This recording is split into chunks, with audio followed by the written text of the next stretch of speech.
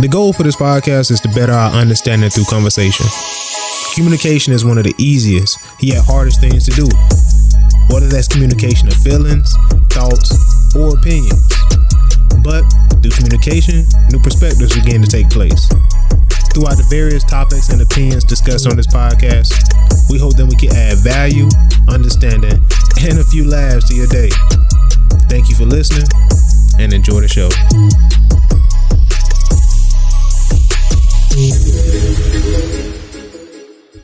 Welcome back to the Real Talk Podcast. I'm your host, Bruce, and I'm here with my man Z, man. What's going on? What's good, my brother? Ain't too much, bro. Yes, sir. So before we get started today, man, I don't know, like we always looking to, kind of mix it up somewhat. So thinking about today, I think like it's a lot going on around us right now. Today in the city of Savannah, one thing that's being celebrated is what? What's being celebrated today? I ain't tuned in. What's going on? You ain't tuned in, man. I'm talking about, man. Look here, man. Let me know. Hey, Orange Crush. Orange Crush. Yeah. Oh man. Speaking of Orange Crush, just tell me what's your thoughts on Orange Crush. I remember like back in high school, I went down there one year, and it was just school? It was for spring break, and it was just like a party scene, basically like a big party on the beach. You went down there in high school. Mm-hmm. But I would never, ever have been allowed to go down there in high school. Oh, man. In the 12th grade, though, like I think it was around like seniors, like juniors and seniors. So it's like, yeah. Man, look here. It's funny you say that, man. My son, he wanted to go down there. Man, look here, man. He's 16. Man, my 16, wife, no. you know what I'm saying? On that. I would say like around 17, 18. You know what I mean? My thing is this here. Like, even then, it's kind of crazy. Yeah. In today's culture, man, like, so for the listeners, because the listeners probably like, well, what are they talking about? Oh yeah, yeah. So for the listeners that's tuned in, and you're probably wondering like, what in the world are they talking about right now? So, it's really like a lot of college students come together, and they just like throw a bash on the beach, so to speak. Mm-hmm. But in the midst of this bash being thrown on the beach, you got a lot that's happening. You got your extracurricular activities. I don't have to go into, depth on that. You know what I'm talking about. If you don't, fill in the blank. And it's probably that. Mm-hmm. But with that being said, for a lot of kids, young adults, it's nothing but fun. It's playful fun. One thing about playful fun, sometimes it can become serious rather quickly, being in the wrong place at the wrong time with the wrong substances mixed in as well. So for me, I'm sitting there thinking, myself, my son wanted to go to this thing. He's 16 years old, just turned 16, fresh 16. You know what I'm saying? Baby 16 still. And still got his permit. Man, look, ain't even got that yet. But working on that, the drivers. It just so like, okay, like my lady talking to him or whatever, and she's letting him know. Well, he's talking to her. Hey, mom, can I go on the beach tomorrow? And immediately I'm driving. I look at her, took my eyes off the wheel, off the road. I'm looking at her now. I want to know what she about to tell him. You already knew what he was going. Like, no, you already knew when he said, "Can I go to the beach tomorrow?" Yeah. Tomorrow being today, which is Orange Crush. Mm-hmm. You already knew Orange Crush was going on? Yeah, so I had just found out yesterday. When he said beach, you was like, immediately tuned in. Gotcha. So I'm like plugged. And I'm like, I know she plugged. And so immediately I'm like, he ain't going. That's what but it's like, and so she like, no, you're not going. But mom, he likes that. But mom. I don't even know where that comes from. What does that mean, man. though? What is that like? Yeah, what is it supposed to? What is it supposed to relate? You know what I'm saying? Like, come on, it's like, but mom, it's like growing up, I would have never even thought. If it was no, that was it. I'm not going back and forth. That's today's generation of children. It's like they always got a rebuttal without really having a rebuttal. But but mom, but why? Bruh, like why? There is no why. Like no is no, and you don't question no. That's how I grew up. Things have changed though. I feel you. So anyways, It's like, so she's telling him, no, and she's starting to explain why. And he was like, no, it's not like that anymore. First of all, it's not like that anymore. That's a pack comeback line. Because first of all, how you know it's not like that anymore? And how do you know what it used to be like in order to say anymore? You know what I'm saying? Yeah. So it's going to be high school students out there, which I'm quite sure it will be, but they shouldn't be out there, I mean, it's been people getting arrested left and right, like people have guns out there, all kind of stuff. And I'm not trying to be that dude that, or that deterrent of, fun. Bro, we all know what's going on around that age. Exactly. You know what I'm saying? Like, and then it's like, I was a part of it too. It's like, bro, it's like all it take is, again, when you mix alcohol in the equation and any other extracurricular, then people already unstable. Immaturity. Exactly. Fast tempers and all that, man. And then all of a sudden your hormones raging, the women out there, you trying to put on for her, then the next man. Yeah, it's like it's a lot going on. You know what I'm saying? Flex, man. It's a lot going on. Though. And if you're not careful, it's like, bro, like innocent, but not even just getting caught up, innocent bystanders, they become victims. So some people think they in a music video. You know what I'm saying? Like, some people that's what I feel like, bro. Like sometimes when you walking down the street with your headphones in, you feel like you're in your own little soundtrack. Man, and it's like that when you get at that age, man. That's how I felt. Like around that age. You know what I mean? Like, man, posted up with the homies. You see the ladies, you trying to like got this persona going on. It's like, man, and granted, I'm not gonna get into like, I'm not gonna go deep on this. Yeah, but it's like he brought up a name. He was like, so and so is gonna be out there. Like that's supposed to validate it. Yeah. Okay. Yeah. Okay, your point. You know what I'm saying? And even though like so and so, first of all, my thing is I'm not calling so and so's name or nothing like that, but I don't care. Everybody knows a so and so in their life. Yeah. And in each of these situations, so-and-so could have something extra going on in their life in which they need to be thinking, or those that's responsible for so-and-so need to be thinking, you definitely aren't in shape to be at this place at this point in time. Yeah.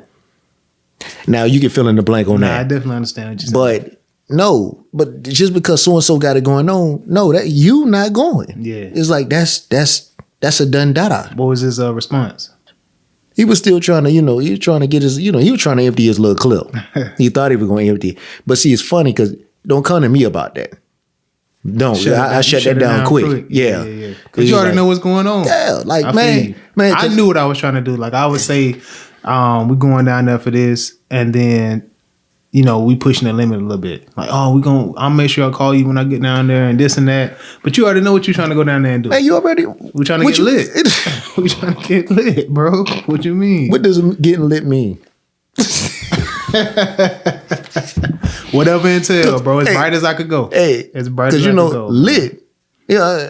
Anyways, it's like it's many levels to being lit. It is though. You know what I'm saying? What? And stage sometimes one? we don't even know that. No, that's we don't. We're only accustomed to our region of lit. Man, and then people coming from all over with different levels of lit. Man. You know what I'm saying? My point exactly. And all I was trying to do was just get, so I had to, my thing is, you got to understand, first of all, you need to understand your children, understand what they can handle. If my 16-year-old was a mature 16-year-old, would I let him go? The answer was, I feel like this, if my 16-year-old if he was mature like I would like him to be, I wouldn't even be having this conversation because he probably wouldn't even want to go anyways. I understand. Because understanding, nah, this ain't my scene. You know what I'm saying? A lot of times the reason why a lot of people like to go certain places that a lot of people are at is simply because, man, they made that sound big. Well, I got to be there. That sound like the scene. That, that's the move, whatever. But a lot of people that's mature, they march to the beat of their own drum. They're like, I don't have to go where everybody else going at, or being at everybody else going at is probably a good reason why I shouldn't go. Exactly. You know what I'm saying? And I think too, like the word cool, like I want to be seen cool. Like, oh, so and so was out there. He was there. You know what I mean? I mean, true. But to your point, I think it gets to a certain level to where you define what cool is for you. Yeah. Like, you don't have to be validated by like, you know what I'm saying, being around this large crowd to be cool. You just got to be comfortable in your own skin and make your skin look like the new flavor or the new thing that's in. Exactly. Because you wear your style so well to the point to where it's just suitable to you, and nobody else do you how you do you. Right. Then people looking at you, and it's funny because I remember growing up, man. certain people walk like I think we used to call it like flute footed. I think that's what we used to call it. When your feet like be out like this here. Oh. Some people call it like the duck walk. You know what I'm saying? But certain people is like, man, they couldn't. A lot of people that walk like they can't help their walk. Yeah, that's their walk. But it's like when people start getting bagged on a lot of time, it's like when that's really their walk, but then they trying to switch it up because they want to be different. And it just does, like that version of different doesn't fit them because that's not really what they were supposed to, that's not their walk. Mm-hmm. But I had a homeboy, man, and that brother, that brother had that duck walk, man. But one thing about it, the brother made it look so smooth. So I could picture him in my head, man. It's like, man, the brother got on, he used to stay with a clean pair of Uptowns. Uptowns is the all white Air Forces? Yeah, that's it. All white Air Forces. White, brother had a black pair too. But it's like, no matter what pair he had on, bro, that duck walk, bro, and the walk was slow now. But guess what? The walk was long before the song came out, the brother was walking through. And it's like, man, everybody knew the brother for like, boy, that brother got I ain't gonna lie, that walk wouldn't look good on me. But it's like you ain't even think about it, and it's just like you trying to mimic the walk, man. Nah, I feel you. But he made that mother look good. But my point is this here. It's like we gotta get to a point where as a parent, man, we got to see things for what they are. And a lot of times we gotta get away from looking at ourselves like, okay, I guess I'm gonna be I'm tired of being the bad guy. Okay, it's like when you have to have your pick in life, do I want to be a strict parent, or do I want to just let my children have their way, and then God forbid something bad happened and you like they should have never even been there in the first place. My first mind told me not to let them go. Yeah. It's like my thing is at the end of the day, you know what I'm saying? First of all, the only thing we need to be speaking to our children. We need to educate our children on why they're not able to go or why you don't see fit for them to go. And from that point, you know what I'm saying, let them understand the bigger picture. I mean, because it's statistics to this stuff. Whether we want to believe it or not, they said, I think I heard it's going to be over 20,000 or it's 20,000 today. On the beach, man. An extra 20,000 at that. So it's like that area is already populated plus the additional. That means it's running over. I was about to say the space is only so big. You know what I mean? They already said like on they shut one street down already. Now these are the incidents that I've already heard that has happened already in town. Yeah. Like one strip they already shut down.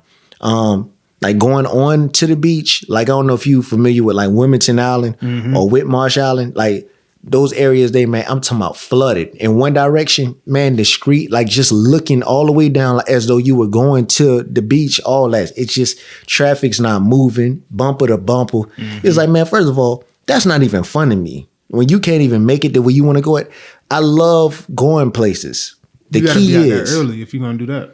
The key is I love going places. I don't want to be stuck in traffic not going nowhere.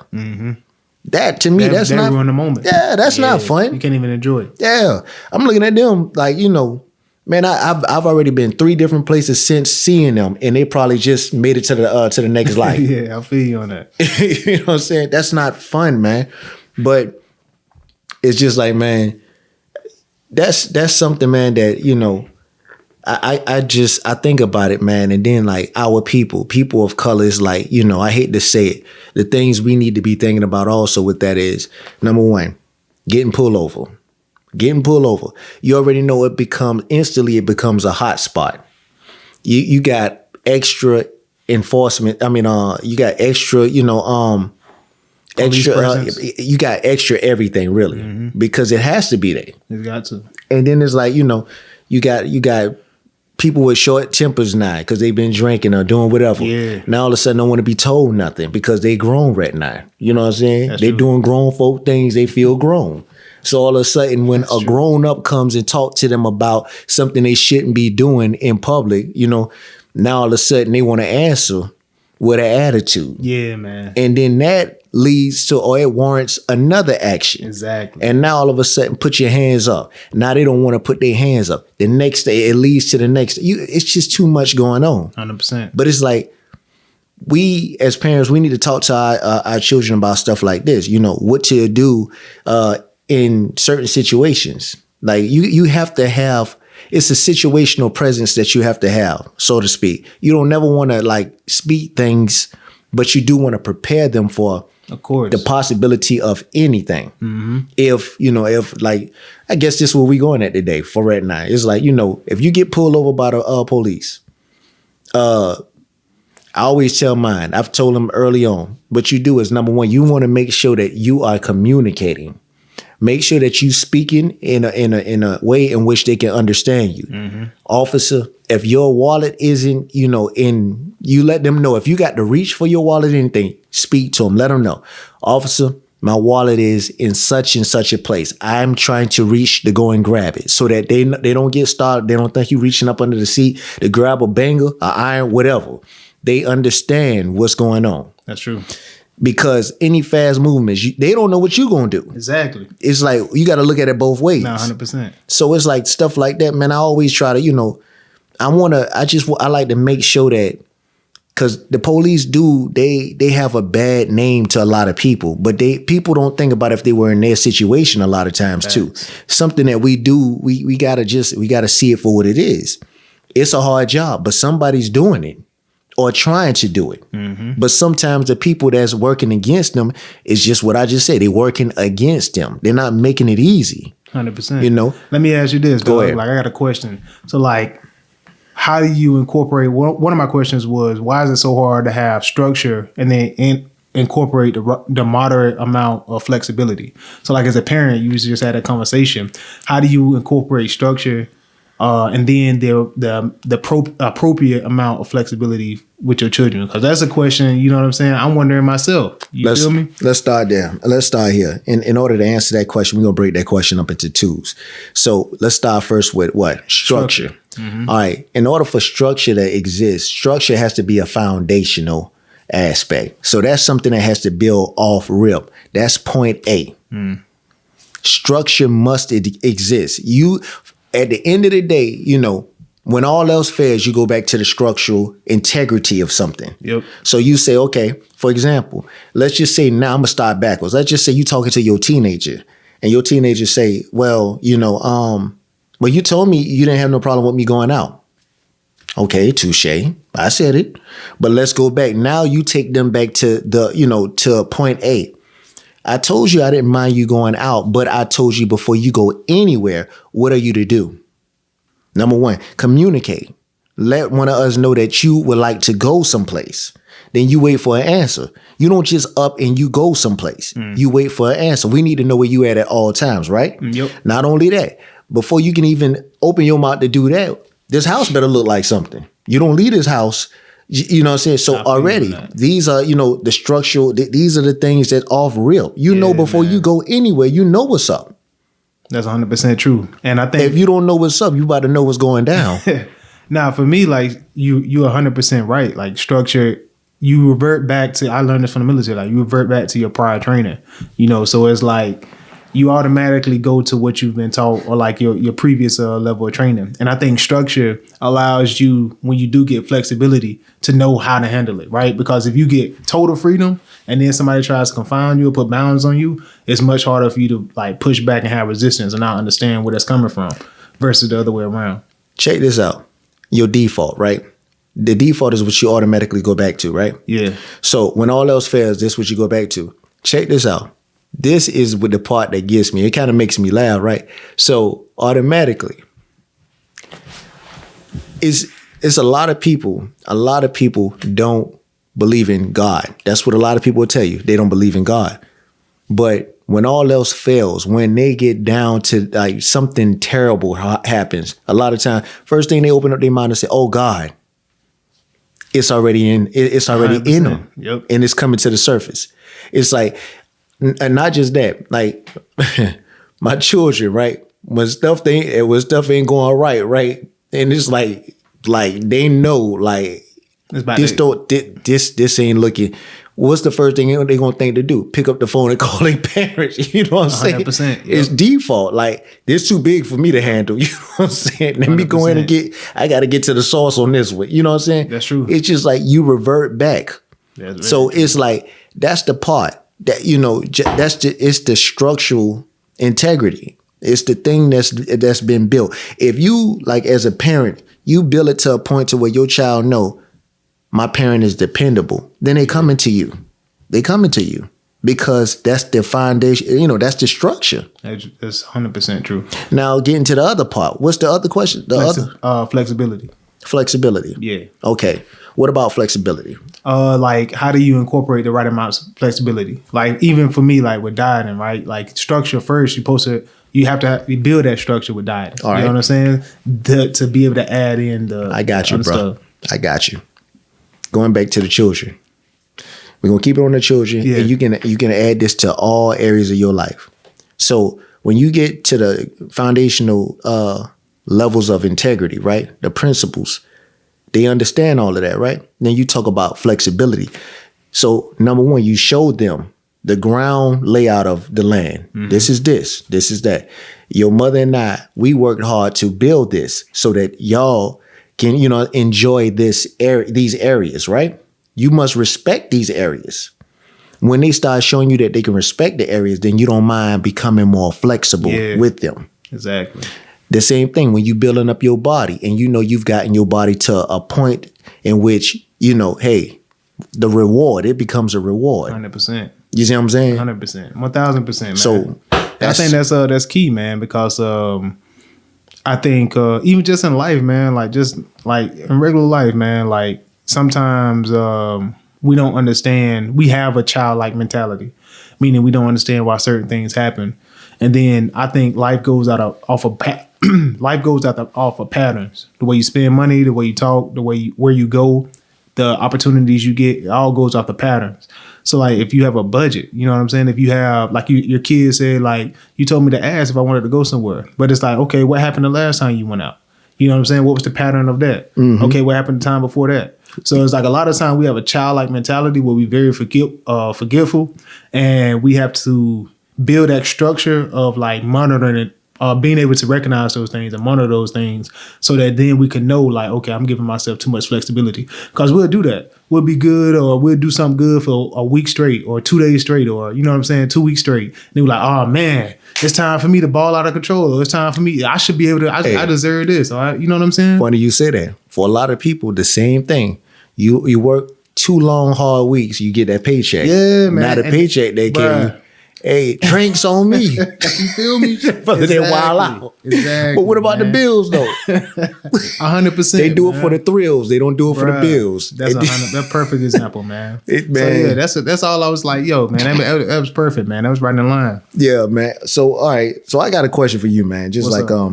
You know, just I guess keeping it in line with just like thought provoking questions. Yep. You know, we'll do that. So why do you feel? Why do you think that people feel better with the idea that they can control things? This idea of them feeling like they can control things. Why do you think people feel better? That makes them feel a sense of ease with the thought, I'm in control. For one, perfection. Just thinking about myself, like we had this conversation. I think for me, one of the reasons is like perfection. Like you want everything to go right the way you planned it. But does it ever go that way though? It doesn't, but it's like you have this entitlement mentality almost. Like it's my day, it's my time. You don't say this out loud, but it's my day, it's my time. So it's selfish. You could say that, you know what I'm saying? Because it's like if I plan to wake up at a certain time in the morning, I plan to wake up at 4 a.m., work out, come back home, eat breakfast, shower, go to work, have a good day, come back home, no traffic, hit the house, You know what I'm saying? Be able to eat my lunch, chill, watch a TV show, relax a little bit, and then go to sleep at a decent time, wake up the next morning. And it's like, you expect that, right? But then when it don't go wrong, you have this attitude, you have this type of mentality. So you just introduced something different to me. So now a question that came from that is this here: selfish or self-gratification? What's different between the two? I think they one and the same to a sense. Selfish, self-gratification. They both benefit only you. You know what I'm saying? Like, they don't have no, you don't think about anybody else outside of that, right? And when things don't go as planned, you immediately you immediately look outward instead of looking inward. You know what I'm saying? So it's like, my day if I wake up late, then I automatically got a bad attitude. So I'm directing that towards everybody else. Deflected. You know what I'm saying? And it's like, well, you the one who woke up late, man. So it's like, okay, take a breather, relax a little bit. You know what I'm saying? It's all right. You know what I mean? So I think both of those things are like in tandem together. But like, what do you get from that? Interesting, man. I think in society, if we had to pick between the two, I believe people would pick self-gratification over selfish, because selfish, it sounds terrible. Yeah. It's right. But self-care, I think that gets encompassed in that in a negative light sometimes if you don't have the right awareness. Yeah, but see, that's self-help. It's like anything with self but it make you think though. But it's like one of those words that's like, it's one of those sayings that it's like it's like a catchword. You know what I'm saying? Because for me, it's like self-help. It's like, oh, those are good things to have. But then they can also be negative too. You're right. It's like okay, I'm a firm believer that most things in life we must do, or all things in life must be done in a state of moderation. Yeah. You know, self-gratification, self-help, it's just, when you throw that, like, to me, but it's crazy because in today's generation, like today's society, right, it's a lot of things now that, that's kind of cringy. To me, like, if you're not careful, that can it could come across a little cringy. It can. Like, just when you say that, in what light you mean? Like, because somebody saying that and it's like coming off to the person that's hearing it bad, or coming off from the person that's saying it bad? Just self-gratification. It's just like, I don't know, it's kind of cringy to me because I guess I start thinking about myself in a state of self-gratification and how wild I could just be. Yeah. Like, you know what I'm saying? Shoot, I could eat all the sweets I want. You know what I'm saying? I'm going to gratify myself. Yeah. And it's just like, or that'll give you permission. It'll allow you mentally to feel you have the permission to do whatever you want to do. I get that. Because I'm self-gratifying. Like, wow. Like, I'm thinking about that. You probably got people that walk around and it's a day I'm self-gratifying. That's 100%. It goes back to what I was like, or I would say, like, with that type of mentality, you have a lack of you don't care about awareness. Like, awareness, like what you say. Okay, I'm gonna say what I want to say. I'm gonna say what's on my mind, and it's like, okay, what are you saying? Who are you saying it to? How's the person that you're saying it to going to receive it? And how's this going to benefit? You know what I'm saying? Like the bigger picture. And you don't look at that, bro. No. And it's like, sometimes if you caught up in that mentality, you'll be blind to why certain things are being shut off from you. So does that look a lot like a cheat day? It can get crazy. Like, I feel like that can get crazy. You know what I'm saying? Because it turned into one, for me, I know in the past, bro, like, turn into one day, then 1 minute. I mean, 1 day, 1 week, 1 month, and then it's like, man, I done messed up, but I might as well throw this out from the top. Hey, nah, that's real, bro. Self-gratification, man. I think so. Like, what was the original question you asked? You said and we had lost it. But why do you feel most people feel better with the idea of feeling like they're in control? So I think is you like you want to be competent. You know what I'm saying? That's a competence thing. And then when you feel like you lose control, like think about it, man. Like you helpless. That's what comes to mind. You feel helpless. Like you feel hopeless. You know what I'm saying? And when you have control, you feel like you could dictate what goes on, when it goes on, how it goes on. Bingo. Dictate. So it's a state of dictatorship? Yeah, man. Control, like, you know what I'm saying? You don't want to be vulnerable. Like, that's the words that come to mind. Vulnerable. You don't want to, you know what I'm saying? And you don't want to be close to that feeling of vulnerability. And when it happens, it's like, man, you almost feel victimized. You know what I'm saying? And that's a strong word to use, but it's like a helpless state of mind. Like, you know what I'm saying? Like, you ain't out in control of traffic. Like you mentioned traffic. I'm just trying to go home, or I got this appointment that I've been planning for a month, and now it's jacked up because traffic is backed up. You know what I'm saying? Somebody had an accident. It's like, you have no control over that. You know what I'm saying? But the healing part of that is realizing that we have a lot less control than what we think. Exactly. You know what I'm saying? Exactly. It make me, like, it's funny you say that, man.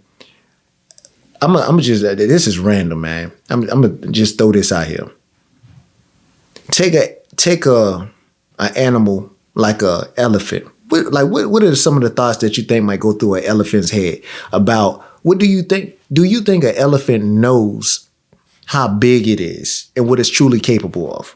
Do you think it really knows? To a certain extent, I think so.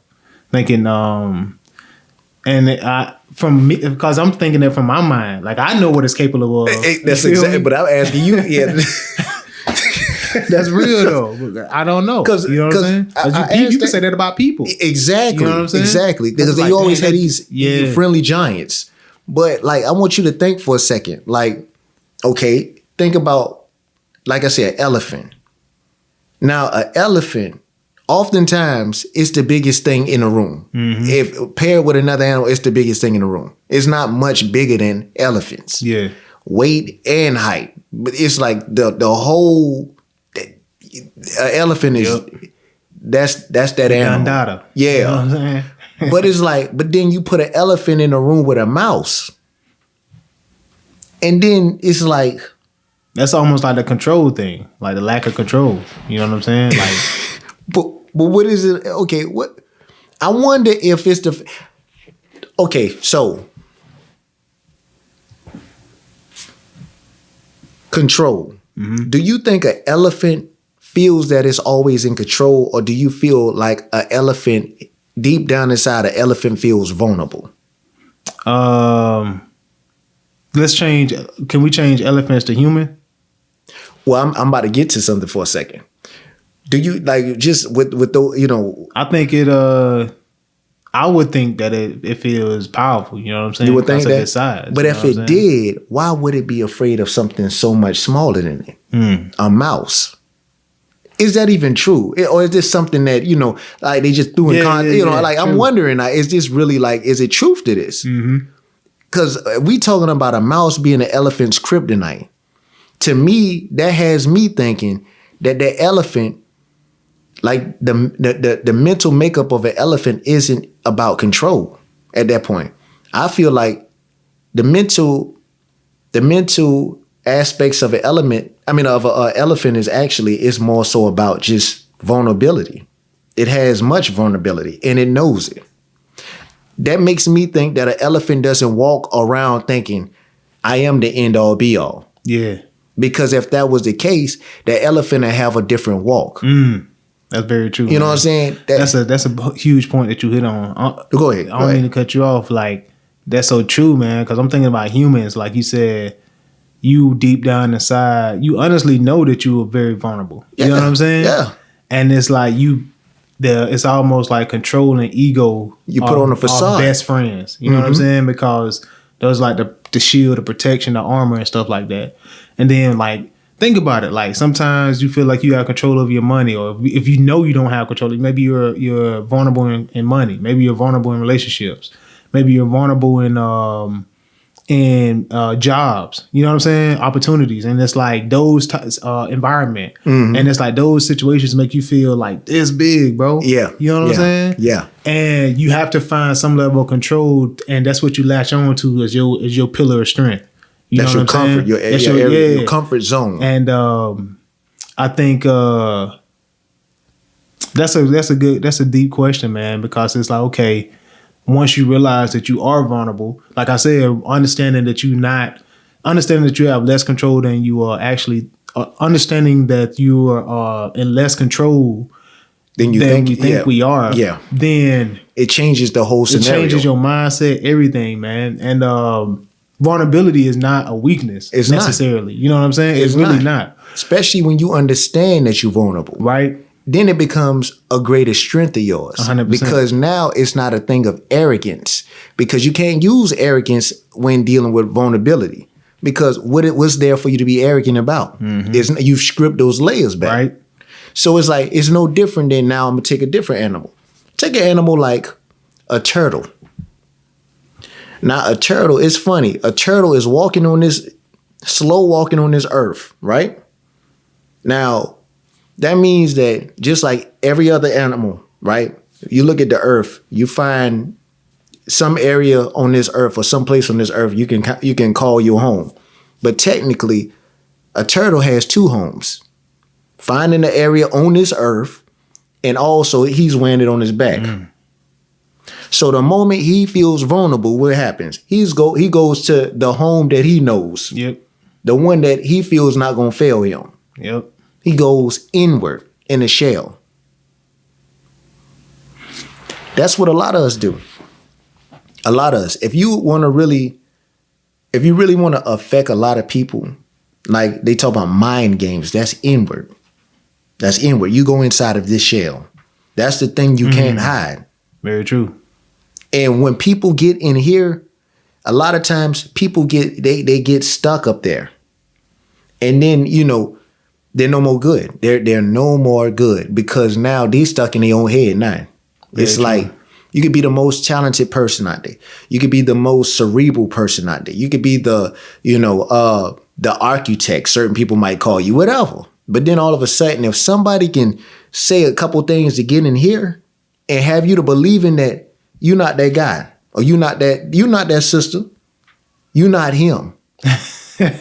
That's true though. And then all of a sudden you question it.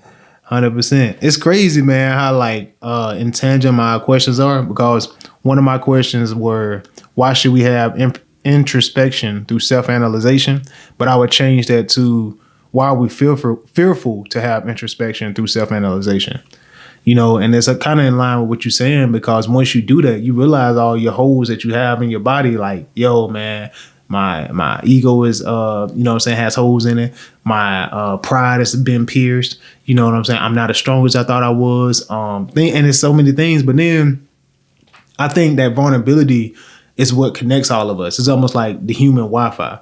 You know what I'm saying? Because it's not really race. You know what I'm saying? It's one race, the human race. So it's like, once we realize that, man, the vulnerability, because we're one race, the human race, that's what connects us, is our vulnerabilities, man. That's how we build relationships and things like that.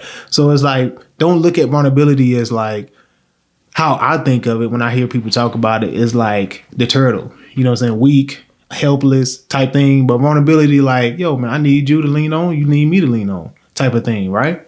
You know what I'm saying? So it's like, you look at a forest, one tree is vulnerable, but, in a forest is, you know what I mean? It's one of the safest things to hide on is like a forest. You know what I'm saying? It is what it is. So I think looking at vulnerability like that changes the dynamic, and it allows you to move differently once you change how you look at that word and the definition of it. No doubt, man. It's that's interesting. I didn't realize that questions was about to be like this. Right? That's crazy.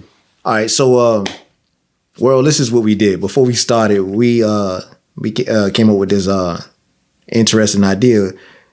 We decided to ask 3 thought-provoking questions Brother B, he took 3, and I didn't know his 3, and then I took my own set of 3, and he didn't know about mine. So now as we go to like talking, we just like throwing our questions out there, and I've been finding that in a sense it's like that's crazy, dude. Yeah, it's man, that's wild. I like this though. I like this. Getting back to the thought-provoking questions. So okay, so why do you feel that certain people fear responsibilities that involve the leadership of a body or large group of people? Say that one more time. Why do you feel that why do you feel that some fear certain responsibilities that involve the leadership of a body, or a large group of people? Same thing. Body and a large group of people. Why do you think leadership? Why do you think people fear that type of leadership? It can be like intimidating. You feel like you have no say so. Like, you know what I'm saying? When I think of that, I think about government. You know what I'm saying? Like a lot of people are fearful of the government. Now you talk. Okay, so that's what it sounds like to me. So check this out. All right. So I'm gonna read it one more time for you.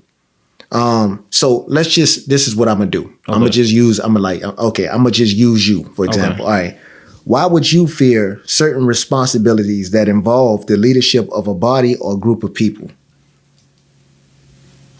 Make it personal. Yeah. Lack of understanding for me, like what is the structure? Like how does it work? You know what I'm saying? And then that would be my main thing, is like lack of understanding, right? Because I feel like, okay, do they have my best interests at heart? How are they benefiting me? You know what I'm saying? Do they represent me? But this is dealing with you being a leader. So you saying me representing a large body of people. So okay, so all right. Okay, so for example, why do I fear certain responsibilities that involve the leadership of a body or a large group of people? So why would I fear it? Fear being the leader of a large group of people. Yeah. Oh, got you. Having Definitely. Certain responsibilities of leadership. Got you. Over a large group of people. I think influence, man, like having an influence over people's lives. You know what I'm saying? And that's scary, man. If your mind is not in the right place, if you feel like you don't have good counsel, things like that, man. So it's like, for me, it's like, okay, how am I going to lead these people if I don't feel like I'm working through my own issues, type things. Interesting. That's what I thought. I feel the same way. So if that's the case, that makes us more hesitant when we're thinking about. So that tells you in most of us, we have to come with selfless attributes. Because a lot of us, that's why we fear it, is because now we're responsible for all of these people. Mm-hmm. But when it deals with just one person, that one person being you, YOLO. Oh, you know what I'm saying? You only live once. But why is that so easy for us to do that with self? That's crazy. We'll throw self on the chopping block. That's you know what I'm saying? We'd be like, hey, I'm good for one time. All I need is one night. You know what I'm saying? That's true, man. But it's like, when we deal, you bring somebody on, maybe that's what it is, man. Maybe it's partnership. Maybe that's why we have to have a helpmate. Yeah. Maybe that's why it's about fellowship. Because when we connect to somebody in which we meet this person and it forms a level of accountability, then to be honest with you, now you're not thinking about just self. Now it becomes bigger. And with that, all of a sudden, nah, man, I got this. I don't want to lead this brother astray. I don't want to lead this. You know what I'm saying? It's like now, that's why people, like they talk, like when I was coming up, I had a few people to say to me, I could see you being a preacher or something like that one day. And immediately I cringed and I said, hold on, wait a minute. On that. But immediately it's the resistance that I'm putting up is the fact that I'm thinking I'm not where I need to be at to be leading nobody. Mm-hmm. But it's like, when does the day come when we say to ourselves, you know what? I might not be in the position that I want to be, but why not start the day putting myself in that position? True. Why do we feel comfortable? We'll run from the thought of the responsibilities that come with, okay, wait a minute. So you telling me that you want me to be over all of this territory?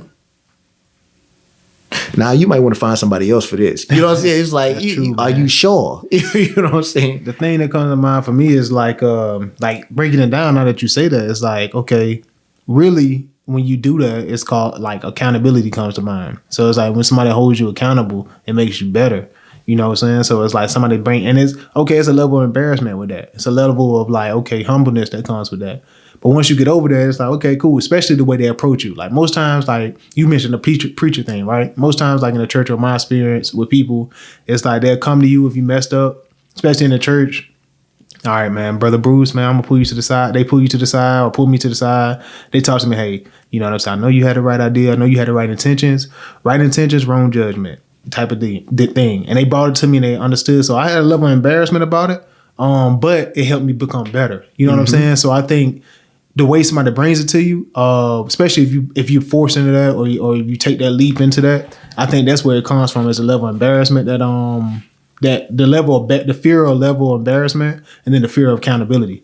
Like, man, they about to hold me accountable to everything. Like, am I gonna be able to handle that? I'm gonna be embarrassed about, they're gonna find out about this. They're gonna find out about this. But it's like those things are gonna make you better because they want to see you grow so they could grow. You know what I'm saying? Vice versa. You want to see them grow so you could grow. And we don't think about it like that. But once you get into those roles, dynamic. Yeah, like you a family man, like you got a family now, so you accountable to them. Same thing with me. So it's like I was feared, like I told you, I never wanted to be married. I never wanted to have kids. But once I stepped into that role, I realized like, whoa, I was running from this. This actually made me 2.0. Mm-hmm. You know what I'm saying? Yeah. It's funny you say something, man. It's the fear. That anytime in life, man, fear is quicksand. Yeah. That is quicksand. You get in it and you know what I'm saying? It's like everything that's ever attacked you, it's going to just cause you to the moment when you get afraid of something, the first thing you think to do is move. Move along from it. And the movement causes more of an issue. It causes more of a battle, more of a conflict because now you sinking. You don't think about it, but you going down further and further. It has you. You know what I'm saying? Yep. It's like rejection. A lot of that's one of the biggest things I think. Especially, I can't speak on a woman's behalf because to me, I feel like in a situation in which like dating a lot of times or what have you, is like I feel like the women, they do tend to be in more. I feel like they play more of a power role because. Nothing go if they say no, nothing go. But if, what I'm saying, if they really if you piquing their interest and then they want to, hey, well, what's your name? Oh, she want to know my name. You know what I'm saying? It's like, now, I might be in there. You know what I'm saying? But again, you still, you know what I'm saying? Hey, she might want to know your name just to do you one of these. Well, Bruce, it was nice meeting you. You're really not my type, but now it's like, you know what I'm saying? Oh, she wanted to know my name just to break me down. Nah, but it's just true. Like, my thing is like that rejection though, man.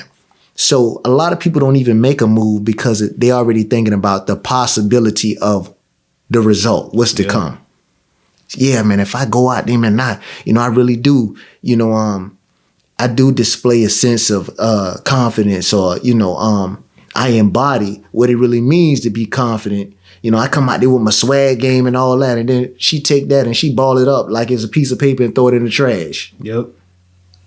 And you be like, well, you missed a shot. I never intended to make it. Still crushing you. You're like, bro, ain't no way to come back.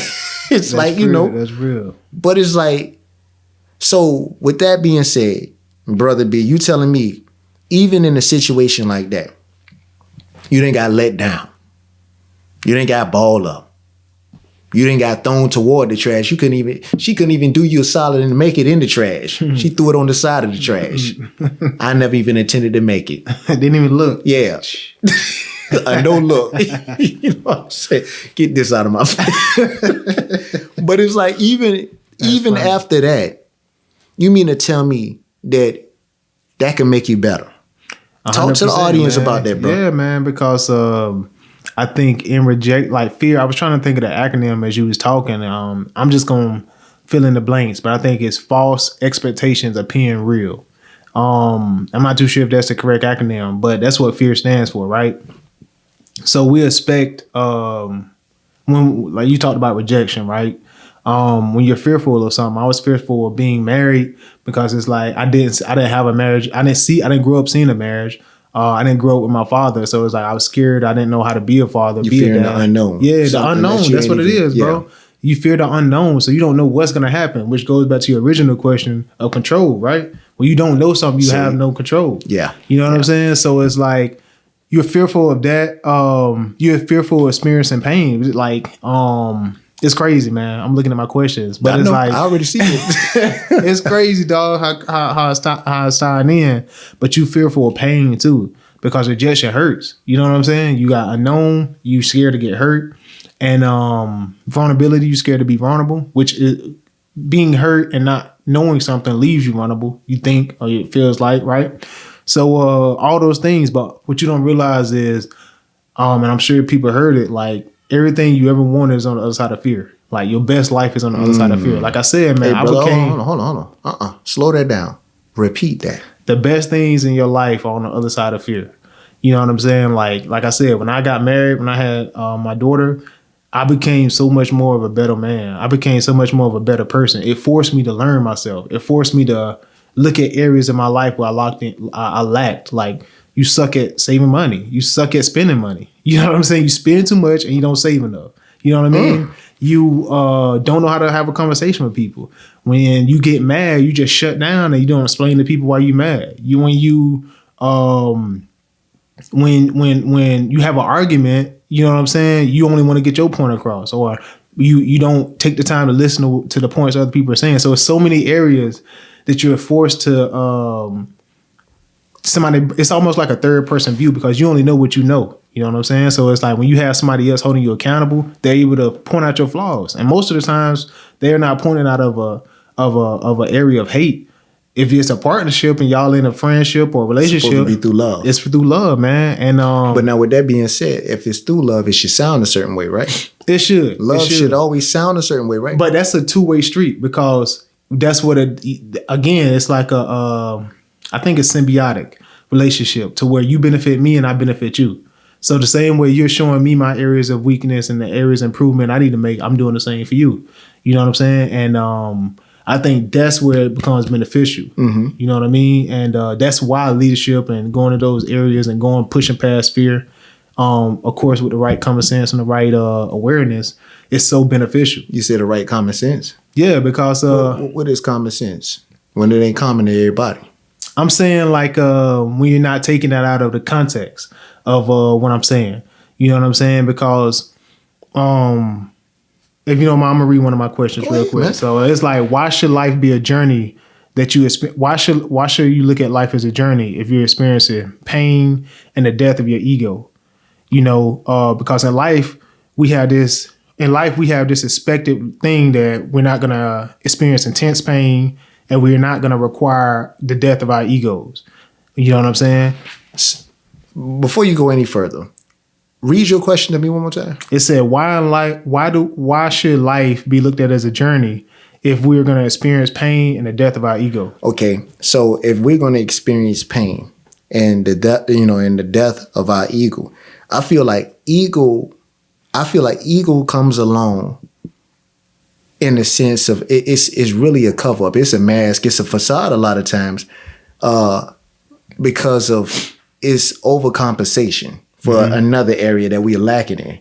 So for you think about it, if you're a person that's terrified, you always been terrified. You getting ready to go on. Let's just say you getting ready to go on survival, but you just terrified, and you like, man, look, the only reason I'm going on this show is for the money. But you sitting up there, you going around and you asking people, look, man, y'all know I'm scary. What I'm supposed to? No, I'm just saying, like, what I'm supposed to do. Yeah. I would feel like people, like just wise people would probably tell them, look, yeah, we know you scary, but you might want to get out there and you might want to flip the narrative. You might want to make it out to seem like you're not afraid of nothing.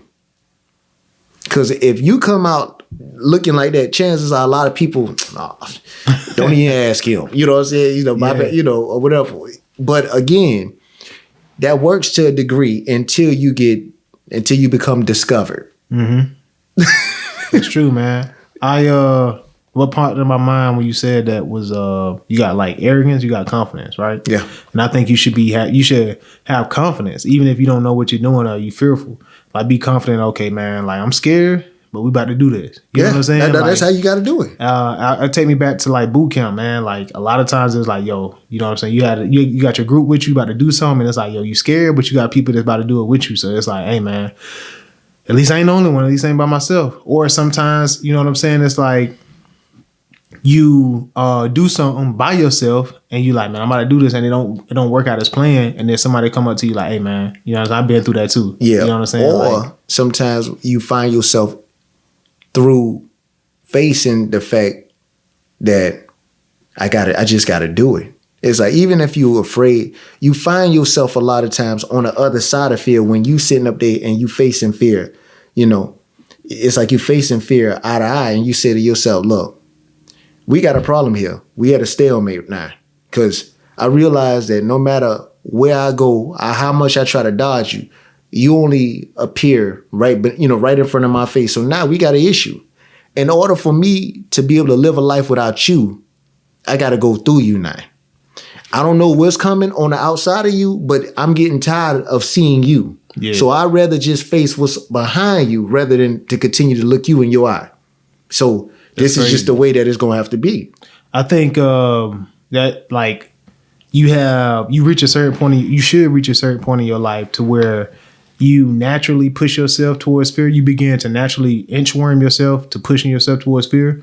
And then what that does for me is like once you learn to do that, you know, whether it's like, it can be fearful of small stuff. Like, man, I'm tired this morning. I really don't want to get up, man. Like, you fearful that, man, I'm gonna be tired going through the day. Like, I ain't trying to do that. It's gonna be lethargic. That's a small level. Yeah. But once you start pushing yourself through little small stuff like that, little fearful points of that, it prepares you and it builds that callous, or it builds that mentality for the uncontrollable fears that you're forced into. Yeah. You know what I'm saying? Because I think if you never push yourself to if you don't never like, kind of, it's almost like lifting weights. Like you don't even know what your potential is. Yeah, man. And then when you get smacked with something, you're totally unprepared. You know what I'm saying? But I think that's real, bro. But I think real talk. But I think you know, just experiences in life, like it just forces you to have more experiences in life. And the more experience you have in life, the more prepared and the more aware you become of just different things that's out there and that's going to happen to you. You know, it's interesting you say that, man. Fear. It's nothing. If you want to see fear play out, like if you want to see it on the smallest level, but you want to see it really like, you want to see it, it's on a small level, but then it becomes very big and like, it becomes so visual for you to see. You're like, man, it's funny, but then you start really thinking about it, right? To a large degree, and you're like, bruh, grown people suffer with this.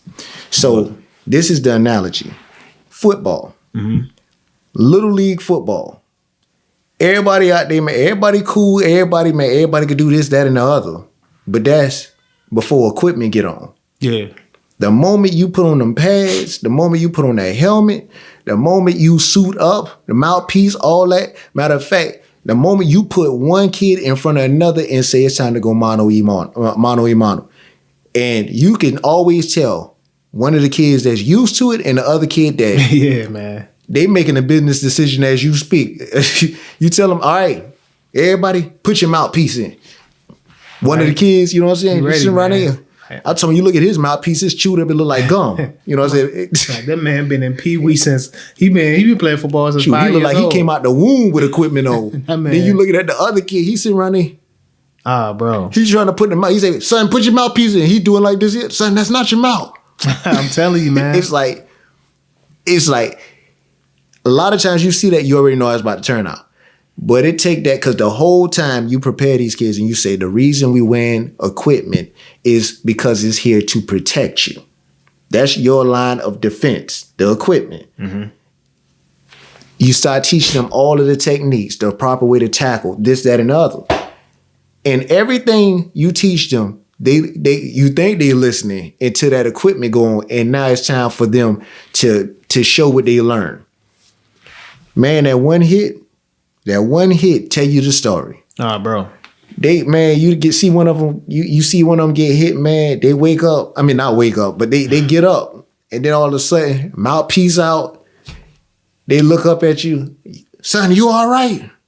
Coach, I don't want to do this no more. You know what I'm saying? And immediately he done made up his mind. You're like, man, this ain't for me. Yep. It's like I need to be coaching, coach. You know what I'm saying? That's real, man. It's just like, but it brings a sense of awareness. Exactly. But then this is what happens too. One of them kids, they terrified of getting hit, and then they finally get hit. And all of a sudden they get up and like, that's it? Now all of a sudden it's like, man, that first child that actually wound up on the inside of the pool, because he spent all his time on the outside of the pool. Nope, the water don't look right for me today. I ain't getting in. Then all of a sudden he come the next day, stick his toe in. Nope, it's too cold. You know what I'm saying? The next day he come in, now he didn't got up to his knee. Nope, it's too tall. You know what I'm saying? Then all of a sudden he decide, sometimes it happens by accident. Somebody might push his behind in. Then all of a sudden he get in there. Oh, it feel good in here. You start flapping around, and next thing you know, he ready to swim. Mm-hmm. She ready to swim. But what I'm saying is fear. If we live on fear and fear alone, man, it's so many things we'll never do. A lot of people will never wind up on the other side of the country because they're afraid to fly in their plane. Some people will never win a Nobel Prize because they too afraid to be in front of people. That's true. It's just like, man, you think about all your great leaders. They had to get past that. They had to look fear in the eyes and say, fear, I'm going to ask you politely. You can either move to the side or I'm going to move through you. 100%. I think it's I think sometimes it could be interchangeable. Like my last question was, why do we fear suffering? And that came from a question. This is this guy named Byron Rogers. Who teaches like defense and things like that online. But he said, why do we fear suffering? There was a question he posed. And I think suffering is like you could interchange that with work. Like, why do we fear work? Because work is suffering. You know what I'm saying? It's not pleasant at all times. That's it. A lot of us feel fear. Excuse me, I didn't mean to cut you off. No, go ahead. A lot of us, man, what it is, we fear discomfort. Yeah. It's because and I hate to say it, but I believe it's going to get worse as we continue to move forward in life and throughout time. Because what you think about everything that exists today that's been man-made and created, it's been created to make life easier on us. Mm-hmm. Like for example, I was joking to somebody before, and I said, a lot of things that have been Pause real quick. Go ahead. Remember what you're going to say. Don't forget it. Check to make sure this ain't cut off. All right, we good. It's been a couple of episodes where that happened. All right. So, think about it, man. A lot of I said this jokingly before, but it was some serious. It was serious how I came about with the thought. It's like, man, a lot of things, man, that have been created. I said, especially when dealing with things like, for example, like the cotton gin. Mm-hmm. I said, man, and it's just me being honest. I said, man, a so-called black man had to invent a cotton gin. Why? Why not? That's my thought. Why not? Think about that. As a slave, you sit around there, man, and every day you out there in that cotton field, man, and you know what you're going through. It's like, man, you out there, you're hot, you're bleeding, you going through it. So now you sitting there, nothing but the wheel turning. How could I come up with this idea to make this job easier? How? So then you put your brain to it and you say, you know what? I could create something that'll make life a lot easier on me. Or you sit around there and just chasing, you know what I'm saying, chasing dust particles or dirt on the floor. Man, how can I get this right here from one location over to another location without making more of a mess? I'm mopping the dustpan. You see what I'm saying? Mm-hmm. It's just like, man, that's, you know, it just... That puts me in the mind, not to cut you off, it puts me in the mind of, like, I heard somebody say, like, if you look at everything around you, and let me know if I'm getting off topic, but if you look at everything around you, it's like, it's really no different than, there's no difference between you and them. You know what I'm saying? Like, I feel like you had the same capability of them.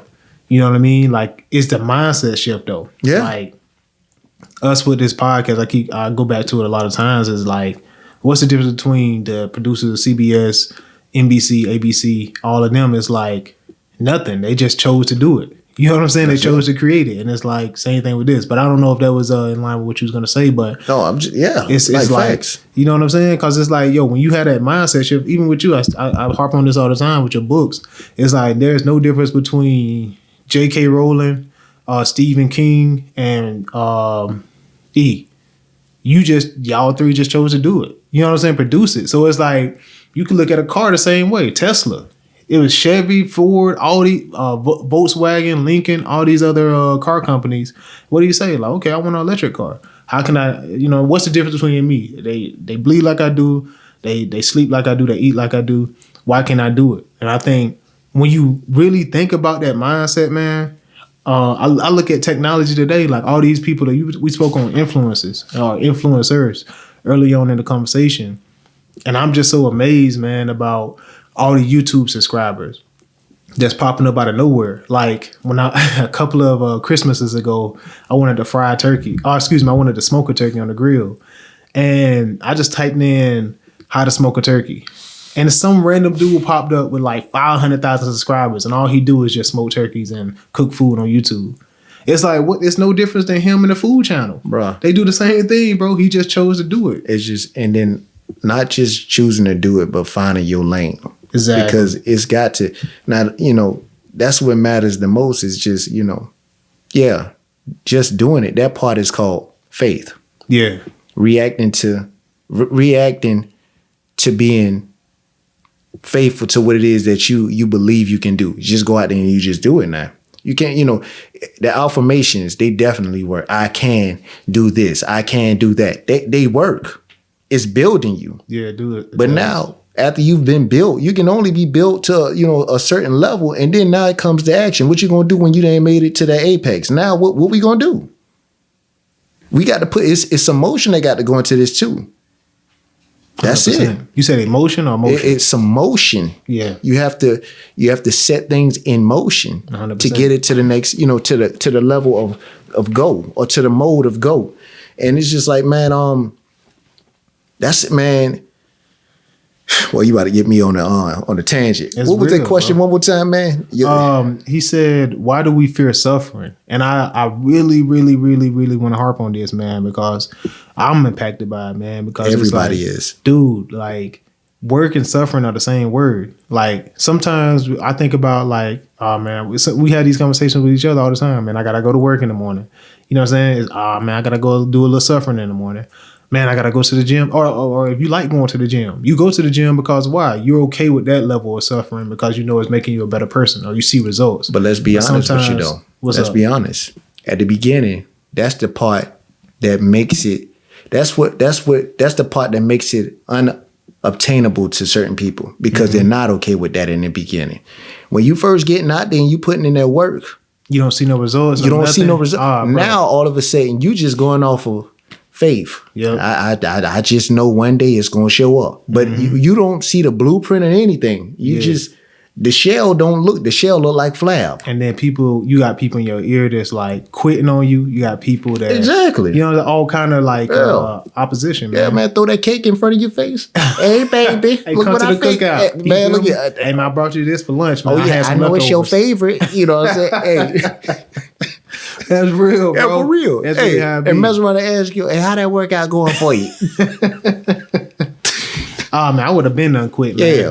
I went 2 days, man. My legs was hurting. Your legs hurting that day, the same day. You know, I was done. Hey, when you get finished at the gym today, I was just calling you, y'all. You know, your favorite auntie got them oxtails for you, bro. That's really how it be, man. And it's like the only difference between you and the next person is like they endured the suffering a little bit longer, right? Yeah. And like they push past their limits. I'm gonna say this. I'm gonna be done, man. I think it's like words and me. I'm real big on words and reading and stuff like that because once you understand what you read, like what you first of all, once you understand the power of reading, then you understand the power of what you say, right? And then you understand the breakdown of different meanings of words, right? So it's like suffering. Why is that important? You understand why that's important? Because through suffering comes understanding, and through understanding becomes evolution. You know what I'm saying? And that's the progression of life. In anything that you do, you first got to suffer through it because you can look at suffering as the unknown, the lack of knowledge. You know, when you're going through school, you don't know your timetables. That's suffering. You go through suffering learning your timetables. Once you understand your timetables, then you evolve to doing math, doing taxes, doing, you know what I'm saying, everything else. So it's like progression of life. You know, and suffering, and a different form of suffering is not the one that's unknown. It's the one that's familiar to you. Because you seen auntie or you seen your mother suffer.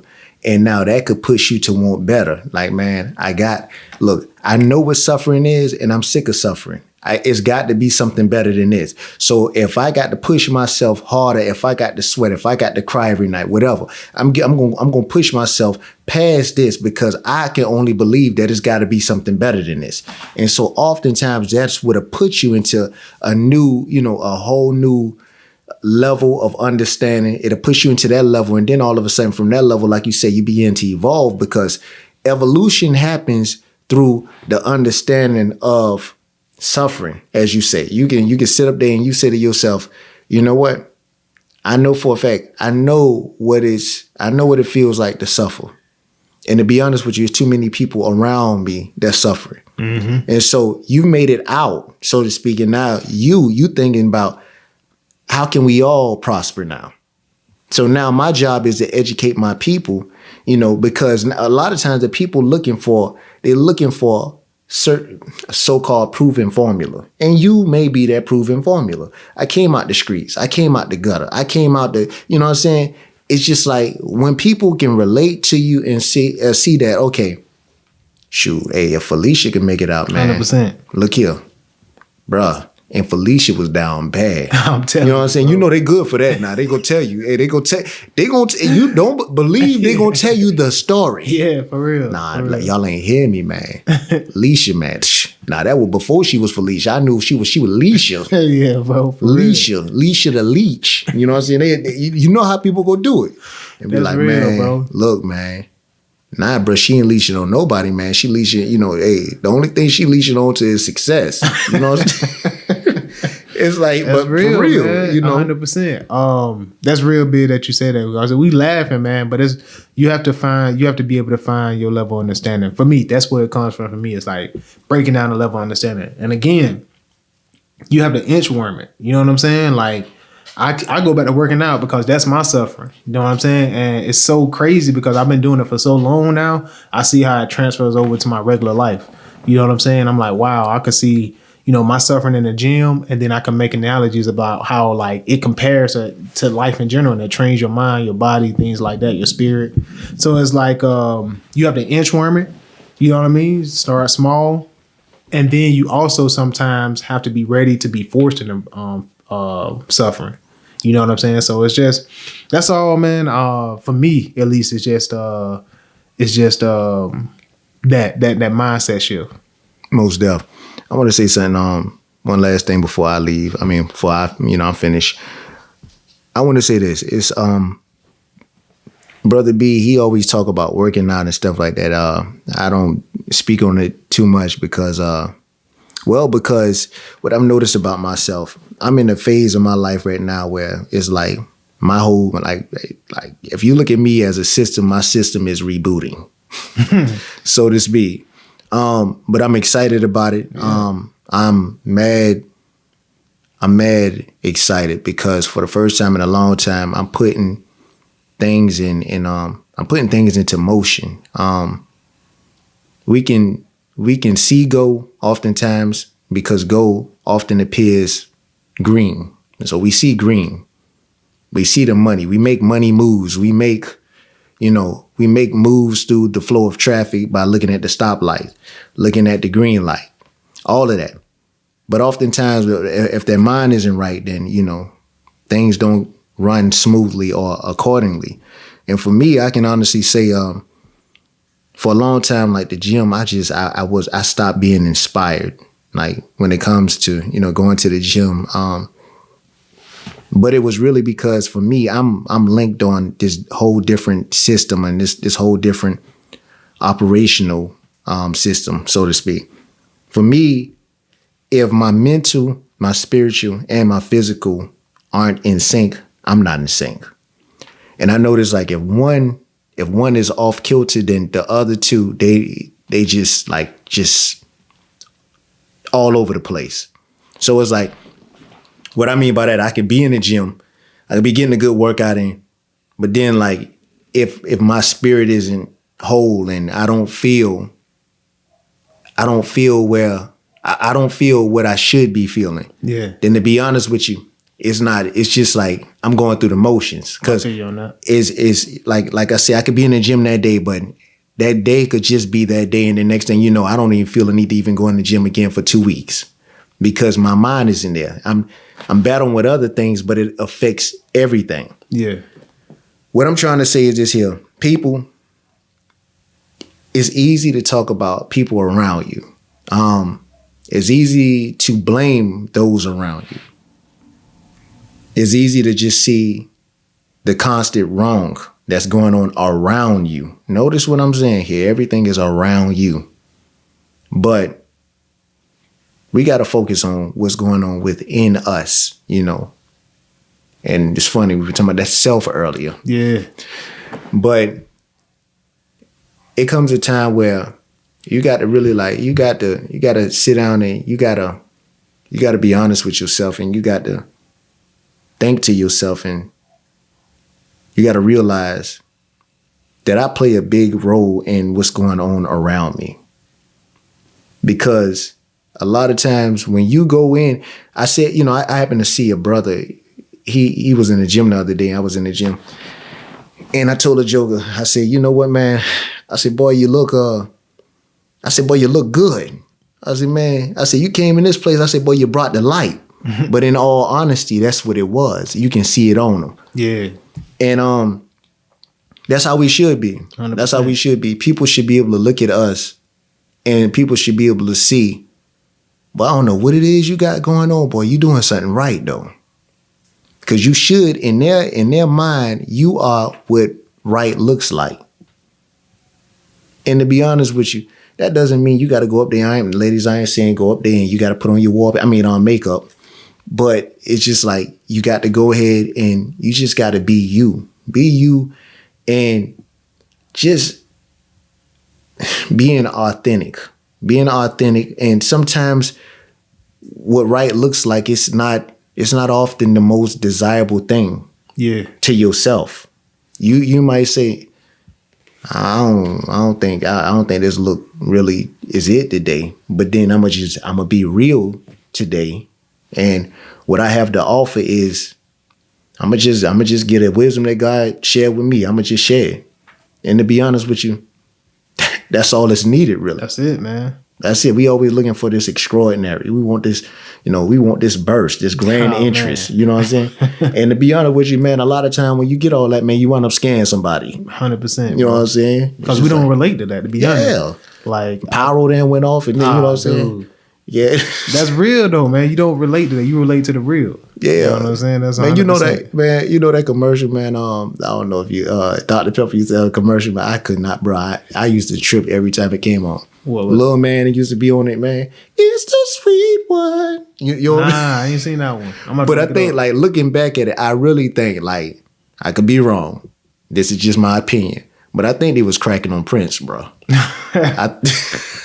Like, for real, man. Like, the man was kind of dressed like Prince, man. Caucasian dude. And it just extra. Extra. But it's like, bro, like, that's what I'm saying, bro. Like, you look at the commercial, like, man, what in the world is this? But it's like, man, it had you laughing. But everybody, like a lot of people looking for that extra. We don't need the extra. We just need you. 100%. To be you. I'm with it, man. Before we head out, bro, I got one thing for word for thought. You know what I'm saying? We're gonna move into that segment. And on the that note is the book. I want to start something new, man. Like for word for thought, I'm gonna recommend a book. And hold on.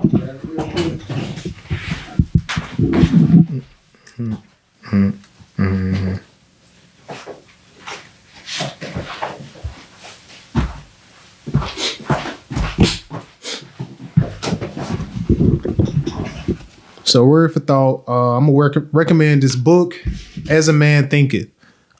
Great book, man. As a Man Thinketh it really helped me out, change. This is one of the first books I ever read when I started on my book journey and just really started diving back in deep into it. Really short read. What is this? This is like probably less than 50 pages. 25 pages actually. Read us a little snippet out of it, man. Yeah, I got an insert right here. Okay. So this is some of the things in there that like just really got my mind right. It says, let a man radically alter his thoughts, and he would be astonished at the rapid transformation it would affect in the material conditions of his life. Men imagine that thought can be kept secret, but it cannot. It rapidly crystallizes into habit, and habit solidifies into circumstance. Bestial thoughts crystallize into habits of drunkenness and sensuality, which solidifies into circumstances of delusion and disease. Impure thoughts of every kind crystallize into confusing habits, which solidify into distraction and adverse circumstances. Thoughts of fear, doubt, and indecision crystallize into weak, unmanly, and irresolute habits, which solidify into circumstances of failure, indigenesis, and slavish dependence.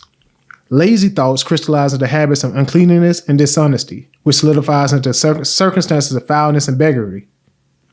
But on the other hand, beautiful thoughts of all kinds crystallize into habits of grace and kindliness, which solidifies into genial and sunny circumstances.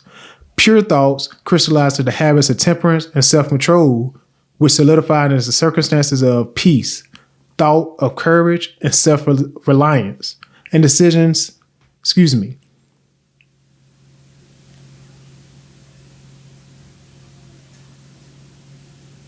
Loving and unselfish thoughts crystallize into habits of loving and unselfish thoughts crystallize into habits of self-forgetfulness for others, which solidify into circumstances of sure and abiding prosperity and true riches. So that's just some of the things that was in that book, man, that just really got me to thinking. I'm like, wow, man. Mm-hmm. Conversation is free flowing, but a book like concises a lot of information into the main points that needs to be said. And this is a book that really did that for me and that really started me on my journey of reading. So As a Man Thinketh by James Allen, super great book. And that's my segment for Word for Thought. I like that, man. I like that. You got anything else on you? Nah, man. Before we go, I want to play this. Yeah, what's up? Yeah. I wanna, so this artist here, I was turned on to this artist. The name of it is wait a minute. I can't find it, gentlemen. Tobe Nowigwe, I believe that's his name. Tobe Nowigwe. You ever heard of him before? Oh yeah. Definitely fire, man. Oh, so you familiar? Yeah, man. I remember he used to do these Get Twisted Sundays back probably like a year or two ago. Or excuse me, like 2 or 3 years ago. You've been holding back, huh? Man, do fire. Oh, so you've been holding back, huh? Now, we ain't gonna beef on air like this, but I see how it is, bro. Hey, so you heard? Well, we tuned in though. Hey, so we, you know, so what we I'm tuned in now. Yeah, we tuned in. Now we tuned in. We tuned in now. Let me stop it out. I'm being petty. So you familiar with I Choose You? Yeah, you sent it to me. I listened to it. Fire, son. Okay. Fire. Well, should we or should we not? I had it was a section in there I wanted to play. If you had one, Man, you go ahead, man. All right, cool. I don't know why you playing. All right, man. That's done. I'm done, bro. That's that's too much. But man, dude is not only was his flow immaculate, but the wordplay matched with the perfect flow, matched with the perfect scenery. Was like my mind is like, you know that meme where that lady is sitting there with all the math equations going around? That's how I am. I'm like, bro. Man, look. That's mind blowing, man. No. Tell me that wasn't fire though, bro. That was crazy. My man said so much, Jim. He said it so calmly. Yeah, that's yeah. Just left hooking you and right hooking you calmly, bro. Look, man, putting you to sleep. Body. That's the perfect definition of body. So I am now and forever convinced now. Nobody can ever tell me that brother did that right there over a keyboard. Keyboard notes. You right, though. That was the only thing. Bruh. Keyboards and I don't even think the bass dude played. Bruh. The bass dude was supposed to play. He fell into a trance. Bruh. That brother, he fell into a trance and forgot his chance. But he wasn't even needed. Dude, that was so crazy. And then you got the background singers harmonizing. Dude, that's what I said, man. Oh man, he was just in the what do they call it in rap? Punchlines? The bars, man, was out of this world. He said it so calmly, man. My man just sitting there chilling, hitting you with straight bars, bruh. Man, look at me. Over a keyboard. Hitting you with extension cords. With background singers. No. Going all crazy, that, man. It's just like, man, bro. It's like. Oh, man. I felt like I was ascending. Like, you know what I'm saying? As he was rapping, because it was like each bar kept getting fire more. Each bar kept going crazy and crazier, man. Man. You felt like what? I felt like I was ascending, bro. Straight going up. Bro. Oh, man. Talk about, man. Hey. Talk about, hey. That mug sound like off of some of your favorite rappers. Like some of your favorite, like when I'm talking about some of your greats, that sound like something that they put at the beginning of their album, but it's just the intro. Yeah, but so you already know what you coming with. That man was Lauryn Hill killing you softly. Telling you, son. And it's like, I never known you could do that. Mm-hmm. You can hold a beat hostage like that. Yeah, man. That's perfect. And your anticipation, you sit on there rocking, you just know it's coming. You like, but that man about to go crazy. But he going crazy. Right. But it's like, that's controlled chaos. That's what it is. Bro, that's controlled chaos. Controlled chaos. That's what that is. That brother has the gift of controlled chaos. Folk like that, look here, don't challenge him. Don't. Yeah, let that be. Oh, bro. Let him be. That's another thing I was talking about, man, is like creating, man. Like, you know what I'm saying? You don't have to be the Drakes of the world, man. Just be like, you. Dude right here is thriving. Enough. He on tours. Look at him, like, he got merchandise. He meeting all the people that he's supposed to meet. He doing his thing, man. I'm talking about, bro. Like, he got on all white, right? No, this is mint. Oh, that's I can't see it from over here. Oh, my bad. I'm just, yeah, that's right. That's right. He has on, he has on mint green. The background, the man is one with his background, first of all. Yeah. But it's like, it's angelic. Bro. Angelic, man. It's crazy. Everybody in sync, and it's like, it's the perfect backdrop, perfect beat, perfect setting. It's like, dude. And my man coming through authentically being him. You know what I'm saying? Here. Authentically being him, man. It's crazy. I watched a bunch of his freestyles, man, from Sway to like you seen his Get Twisted Sundays? I haven't. You gotta watch that, man. That's what that was like a couple years ago. He just like took beats, like all the great all the great beats. He just went crazy. He did I Choose You by UGK. He did that one. He did just a bunch of crazy beats, man. And my man just speaking facts, man. Like, and I love that. I love just being authentically you. Boy, you know what I'm saying? He ain't cussed not one time. Man, man just going crazy. this dude here got the gift of gab, but he'll mess up your equilibrium. Dude. Like he'll dangerous, man. He will rearrange some stuff on the inside. Dangerous, bro. You mess around, yeah. You thought your walk was right.